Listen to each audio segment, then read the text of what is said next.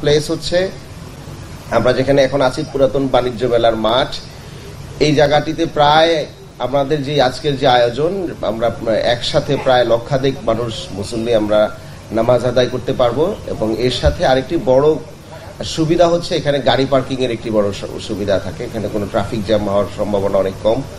এবং এই জায়গাটি যেহেতু নিরাপত্তা বলয়ের মধ্যেও আনা অনেক সম্ভব, কারণ আশেপাশে অনেকগুলো মিনিস্ট্রি অফিস আছে, পুলিশ অতীতেও এখানে অনেক ভিআইপি প্রোগ্রামগুলো করেছেন যেখানে নিরাপত্তাটা কি সহজে এনশিওর করা যায়। তো সুতরাং মানুষের নিরাপত্তা, নামাজের ফ্যাসিলিটি, নারী পুরুষ একসাথে নামাজ পড়ার পৃথক পৃথক জায়গা, গাড়ি পার্কিং এবং অ্যাক্সেসিবিলিটি সবকিছু মাথায় রেখে আমরা উত্তর সিটি কর্পোরেশন থেকে এখানে ঈদ জামাতটি করার আমরা উদ্যোগ নেই।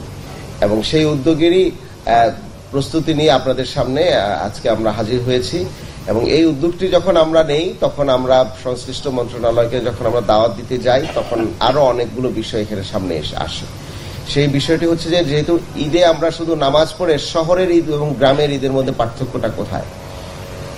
বর্তমান সময়ে শহরের ঈদ, বিশেষ করে গত 20-25 বছর ধরে আমরা দেখেছি যে শহরের ঈদগুলো ঈদের জামাতের পরে সালামি আদান প্রদান এবং পারিবারিকভাবে সময় কাটানোর বাহিরে আসলে সামাজিক এবং পাবলিক স্পেসে যে মানুষের যে ইন্টারাকশন, যে আনন্দ তৈরি করা এবং আনন্দ উদযাপন করা, সেটা কিন্তু অনেক ঘাটতি রয়েছে। বড় সমস্যা হচ্ছে যে ঢাকায় অনেক লোকজন থাকেন কিন্তু তারা অনেকগুলো রেস্টুরেন্ট এবং যেসব জায়গায় তারা যেতে পছন্দ করেন সেগুলো কিন্তু বন্ধ থাকে অনেকগুলো।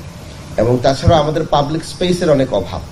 সুতরাং ঢাকা উত্তর সিটি কর্পোরেশন এবং দক্ষিণ সিটি কর্পোরেশন দু জায়গা থেকে আমরা কিন্তু কোনো ধরনের ঈদের দিনে মেলা কিংবা ঈদের দিনের কোনো ফেস্টিভ কিন্তু আমরা আসলে প্রোভাইড করা হয় না।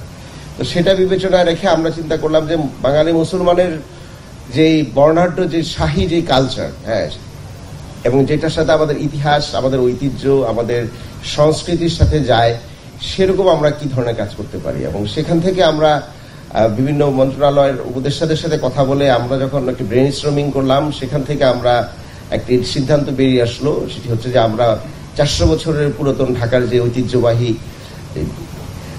ঈদ মিছিল ছিল আমাদের পুরাতন ঢাকা, একসময় মোগলরা করতেন, সেটাকে আমরা ফিরিয়ে আনতে পারি কিনা। কারণ ঈদগাহে নামাজ পড়াটাও কিন্তু মোগলদের একটি প্র্যাকটিস। আপনারা জানেন যে শুধুমাত্র মসজিদ আগে নামাজ পড়া হতো। সেই নামাজ যখন বাঙালি মুসলমান, অভিজাত মুসলমান পরিবাররা চিন্তা করলেন যে আমরা এটাও আরো উদযাপন করব, এবং সেই উদযাপনের কে উদ্দেশ্য করে কিন্তু ধানমন্ডির ঈদগাহটি তৈরি করা হলো। সুতরাং নৌকালয় থেকে একটু দূরে খুব সুন্দর জায়গায় ঈদের জামাত হবে, এবং এটার মধ্যে এক ধরনের পশ বাঙালি এখানকার এই ভূমির যেই উদযাপনের যে ইতিহাস, সেটা কিন্তু আমরা লক্ষ্য করেছি।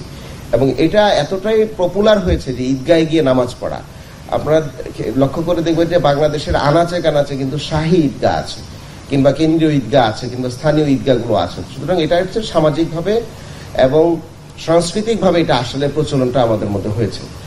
সুতরাং আরেকটি সাংস্কৃতিক, মুসলমান সংস্কৃতির আরেকটি বড় অধ্যায় হচ্ছে ঈদ মিছিল। সেটাকে আমরা আসলে ঢাকাবাসীর কাছে আবার নতুন করে ফিরিয়ে আনার জন্য একটি ঐতিহাসিক মুহূর্তের দ্বার প্রান্তে আমরা দাঁড়িয়ে আছি।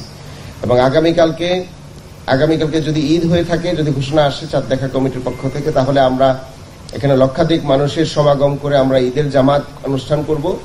এবং একটি জামাত হবে 8:30 এবং তার পরবর্তীতে 9টায় আমরা এই আমাদের বাস সাইডে আপনি দেখেছেন যে পিলারটি আছে রাস্তার মেইন রোডে, সেখান থেকে আমরা আমাদের ঈদ মিছিলটি শুরু করব।